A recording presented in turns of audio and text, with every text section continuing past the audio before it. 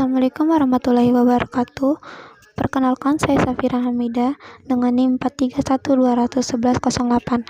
Kali ini saya akan menjelaskan mengenai komponen penyusun komputer. Yang pertama ada CPU atau unit pemrosesan pusat, bertanggung jawab untuk menafsirkan dan menjalankan perintah. CPU menafsirkan instruksi dan mengeluarkan informasi ke monitor atau melakukan tugas yang diminta. Soket CPU adalah koneksi antara motherboard dan prosesor. Soket CPU modern dan paket prosesor dibuat dengan arsitektur berikut. Yang pertama ada pin grid array atau PGA. Dalam arsitektur PGA, pin berada di bagian bawah paket prosesor dan dimasukkan ke soket CPU motherboard menggunakan gaya penyisipan 0 atau ZIF. Yang kedua ada LAN grid array atau LGA. Dalam arsitektur LGA, pin berada di soket bukan di prosesor. Selanjutnya ada power supply unit. Power supply unit adalah suatu perangkat pemberi daya kepada seluruh komponen komputer. Terdapat dua jenis PSU berdasarkan manajemen kabelnya, yaitu modular dan non-modular. PSU modular adalah jenis PSU yang kabelnya dapat dilepas berdasarkan portnya masing-masing, sehingga dapat membuat pemasangan kabel menjadi lebih rapi. Sedangkan non-modular ialah kabelnya menyatu pada satu lubang. Lalu motherboard, atau dengan kata lain mainboard, adalah papan utama berupa PCB yang memiliki chip BIOS, slot-slot untuk komponen lain, serta jalur-jalur dan konektor sebagai penghubung akses masing-masing perangkat, sehingga komponen-komponen tersebut saling terhubung dan saling bekerja sama dengan baik. Jenis-jenis motherboard ialah ITX, ATX, Micro ATX, dan Mini ITX. Motherboard ATX ialah motherboard dengan form factor yang lebih besar. Sebenarnya versi lebih besarnya dikenal dengan jenis ITX. Ukuran motherboard ATX sekitar 12 x 9,6 inci. Model motherboard ini banyak dijumpai di pasar. Yang kedua ada motherboard Micro ATX. Motherboard jenis ini memiliki ukuran lebih kecil dari ATX. Ukuran motherboard Micro ATX adalah 9,6 x 9,6 inci. Yang ketiga ada motherboard Mini ITX. Kini masuk ke ukuran yang terkecil, yaitu 6,7 x 6,7 inci. Konsekuensi dari motherboard ini ialah jumlah port atau slot di atasnya jauh lebih sedikit. Lalu RAM dan ROM. Read Only Memory atau ROM ialah chip komputer yang penting atau chip memori yang hanya bisa membaca. ROM tidak mudah menguap, yang berarti bahwa isinya tidak terhapus saat komputer dimatikan. Yang kedua ada Random Access Memory. RAM adalah tempat penyimpanan sementara untuk data dan program yang sedang diakses oleh CPU.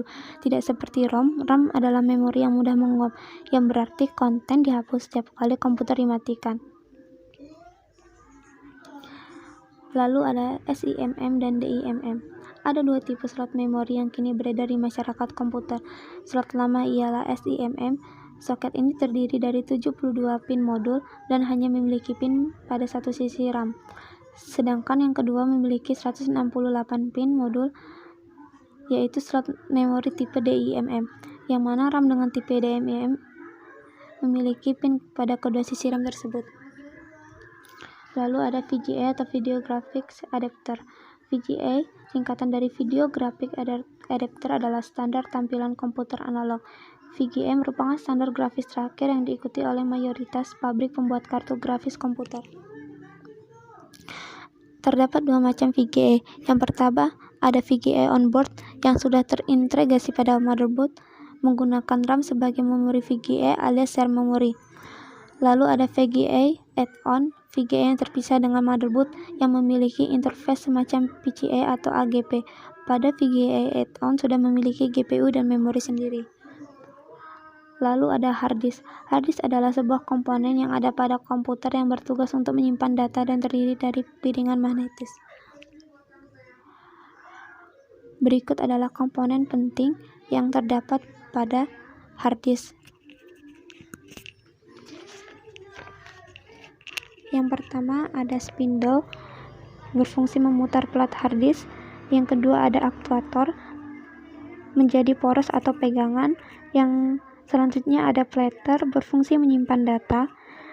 Read atau read head, berfungsi untuk membaca data. Lalu ID connector, kabel penghubung antara hard disk dengan motherboard. Lalu ada prosesor. Prosesor ialah salah satu komponen paling penting komputer yang berfungsi untuk memproses data dan mengontrol sistem yang ada pada komputer. Prosesor juga bisa disebut sebagai otak dari komputer.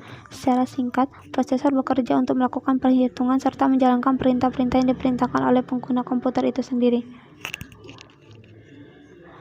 Lalu ada adapter card. Kartu adapter meningkatkan fungsionalitas komputer dengan menambahkan pengontrol untuk perangkat tertentu atau dengan mengganti port yang tidak berfungsi. Macam-macam adapter cards ialah ada sound adapter, NIC, SATA card, video adapter, wireless NIC, kartu TV tuner, dan juga capture card. Lalu ada cooling system. Cooling system berfungsi untuk menjaga komputer tetap dingin dan tidak mudah panas saat komputernya bekerja, sehingga komputer tersebut tidak mudah rusak. Komponen lainnya yaitu yang pertama, ada monitor, berfungsi untuk menampilkan berbagai jenis data yang diproses di komputer. Ada mouse, perangkat penunjuk yang berfungsi memasukkan data dan perintah ke dalam komputer selain menggunakan keyboard. Lalu ada keyboard, inilah perintah yang diberikan oleh user dimasukkan ke dalam komputer. Sekian dari saya, mohon maaf bila ada kesalahan, dan terima kasih. Wassalamualaikum warahmatullahi wabarakatuh.